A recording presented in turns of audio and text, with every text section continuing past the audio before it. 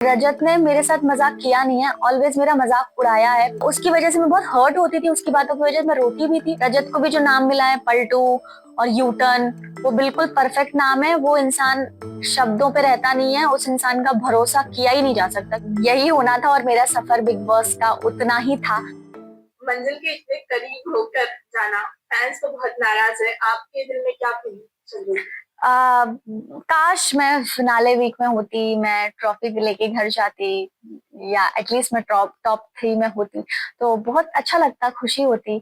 But जो मुझे मिला, मैं उसके लिए तो अनग्रेटफुल नहीं हो सकती हूँ। जो कुछ भी मुझे मिला, इतना प्यार मिला, 14th वीक तक मैं टिक पाई उस घर में।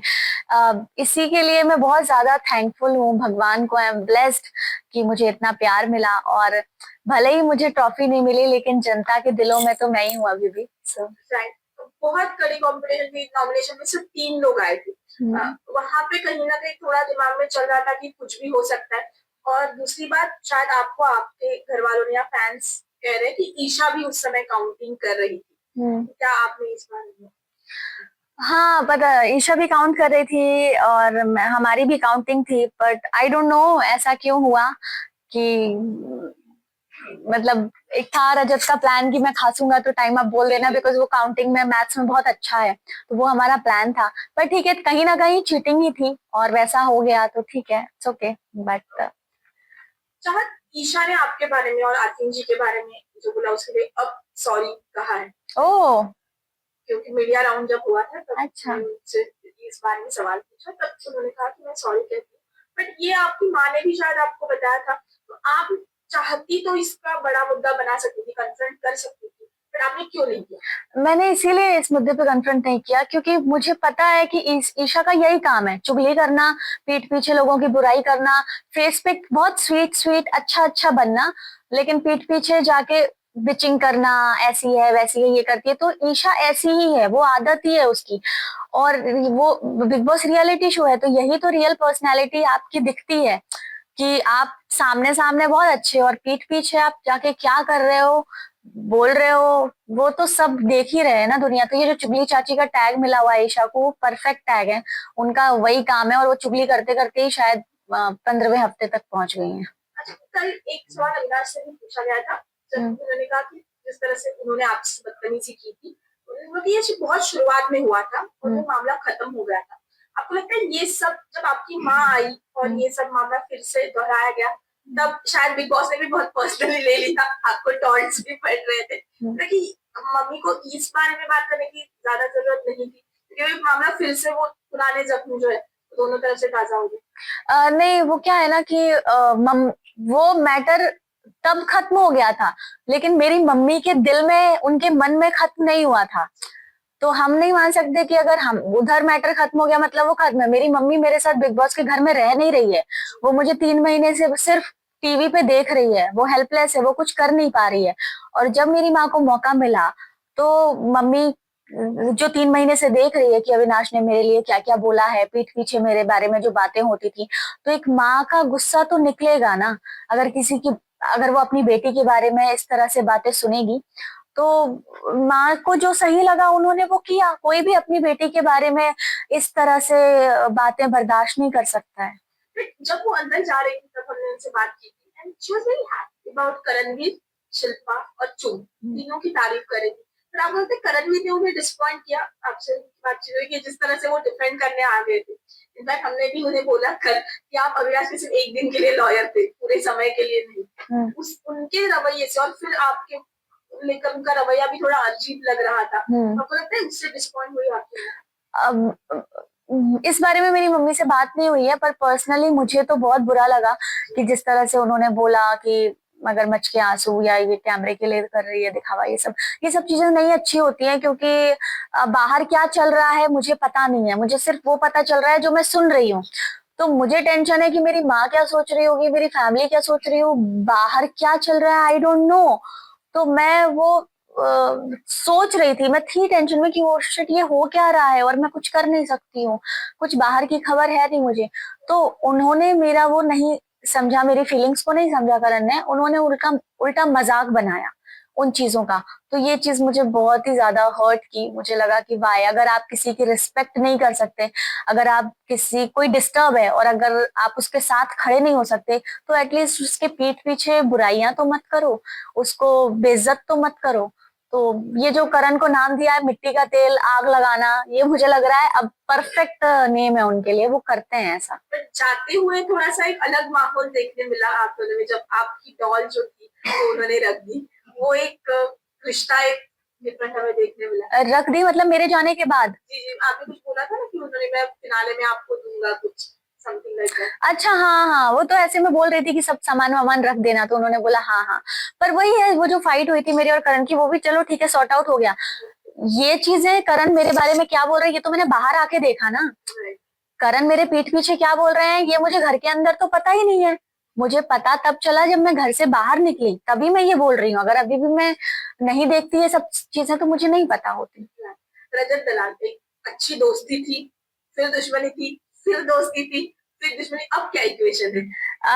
अब ये क्वेश्चन है कि इंसान कभी नहीं बदलता।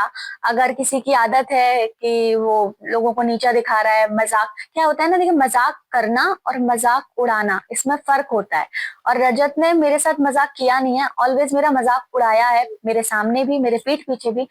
पर उसकी वजह से मैं बहुत हर्ट होती थी, उसकी बातों की वजह से मैं रोती भी थी, और वो मुझे चुप भी करवाते थे। कई बार वो आए चुप करवाने के लिए, लेकिन अगेन सेम चीज करते थे, सेम चीज वापस करना। पर मुझसे गलती ये हुई कि मैं बातों में आ जाती थी। जैसे अगर रजत आया, वो प्यार से बात कर रहा है, 4 बार मैंने बात नहीं की, 6वीं बार मैं भी बात करने लगती थी कि चलो आया है कोई इंसान, बात कर रहा है, तो मैं पिघल जाती हूँ जल्दी, सॉफ्ट दिल है मेरा।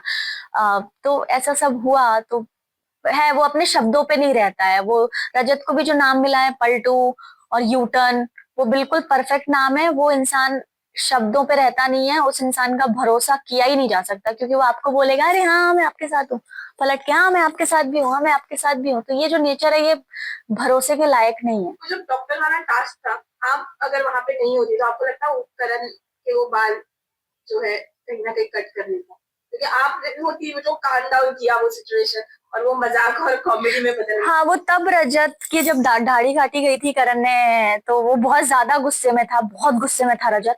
और मैं ट्राई कर रही थी कि ना हो ऐसा, और नहीं हुआ। तो ठीक है, अच्छी बात है, नहीं काटी दाढ़ी। पर मुझे ऐसा लगता है कि इंसान को जब कुछ करना होता है ना, तो उसे कोई रोक नहीं सकता। तो शायद मुझे ऐसा लगा बाद में कि रजत दिखावा कर रहे थे, गुस्सा होने का दिखावा कर रहे थे कि मैं काट दूंगा, मैं काट दूंगा, काट दूंगा, है ना। अच्छा है कि उन्होंने वैसा नहीं किया। पर मेरा ये मानना है कि फिर आप दिखावा मत करो। या तो आप बोल दो इट्स ओके, कोई बात नहीं, ठीक है।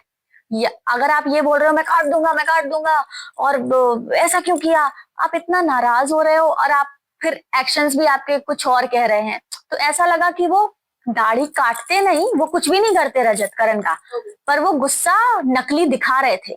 क्योंकि अगर, सीजन में हो रहा है। हाँ, वो नकली गुस्सा दिखा रहे थे। तो क्योंकि अगर किसी को कोई काम करना है ना, कोई रोकने वाला इंसान पैदा ही नहीं हुआ, है ना। तो अगर करना था तो रजत कब नहीं तो बाद में कर सकते थे, पर उन्होंने नहीं किया, बस उन्होंने नाराजगी, गुस्सा दिखाया जानबूझ के, जबरदस्ती। तो मुझे ये लगा कि वो फेक लगा। आपने जब शिल्पा जी से कहा था, छोटी सी बात की थी कि आप जब फुटबॉल मैच में जाएंगी तब आप विवियन को ढूंढेंगी, एक सिंपल सी बात, बट उसका जिस तरह से उन्होंने इशू बनाया या गुस्सा करने लगी, उससे एक बात ऐसे लगता है कि वो लोग देख के दोस्ती बनाती है। जैसे कि विवियन है, कलर्स लाडला, खतरों के खिलाफ, अगर वही वही ये ईशा बोलती तो शायद अलग होता, लेकिन आप श्रुति का अगर बोलते तो वो अलग नहीं होता। अगर वो ऐसे लोग देख के जो है फिर दोस्तियां रिएक्ट करती है। करेक्ट। और मैंने उनको ये बात बोली भी थी कि मैं बोल रही हूँ ना आपको, इसीलिए आप ऐसे गुस्सा कर रहे हो। यही बात अगर घर में कोई और बोलता तो आप ऐसे रिएक्ट नहीं करते। आपको नहीं बात करनी तो आप बोल दो नहीं बात करनी। कहीं और का गुस्सा वो मेरे ऊपर निकाल रही थी, क्योंकि विवियन उनसे नहीं ठीक से बात कर रहा था। विवियन उनका मजाक उड़ा रहा था कि भाई मैं इतना तक हाथ जोड़ता हूँ, कोहनी तक मत करो, मत आओ। तो शायद वो विवियन का गुस्सा मेरे ऊपर निकल गया। मैंने विवियन को बोला भी, मैंने कहा यार आपका गुस्सा मेरे ऊपर निकाल दिया। तो हाँ, मुझे लगता है कि घर में विवियन या करण या कोई और ऐसा बोलता तो उनका रिएक्शन ऐसा बिल्कुल नहीं होता।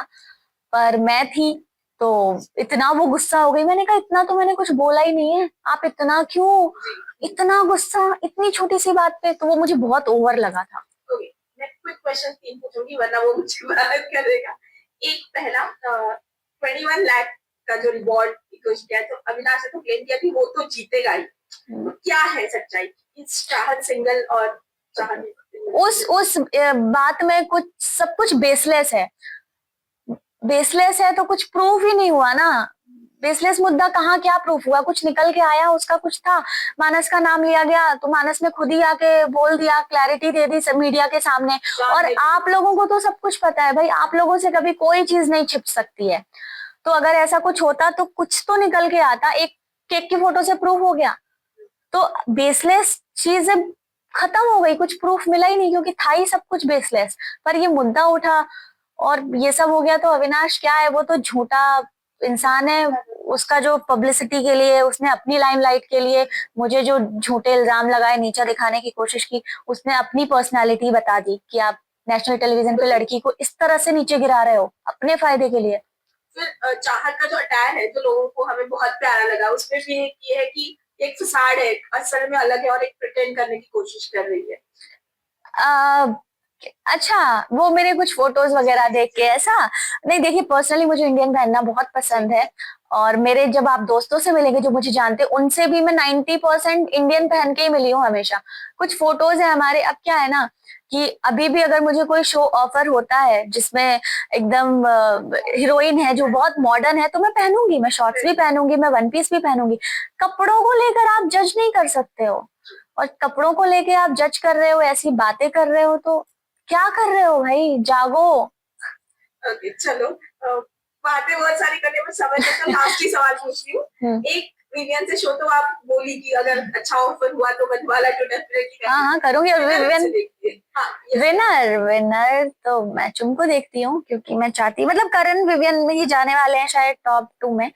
एंड मैं चाहती हूँ पर चुम जाएं और चुम जीतें, क्योंकि मैं चाहती हूँ कि बिग बॉस सीजन 18 की ट्रॉफी एक लड़की अपने घर लेके जाए, नारी शक्ति घर लेकर जाए, और वो भी स्मॉल टाउन से है चुम। तो मैं चाहती हूँ वो झंडे गाड़ के आए।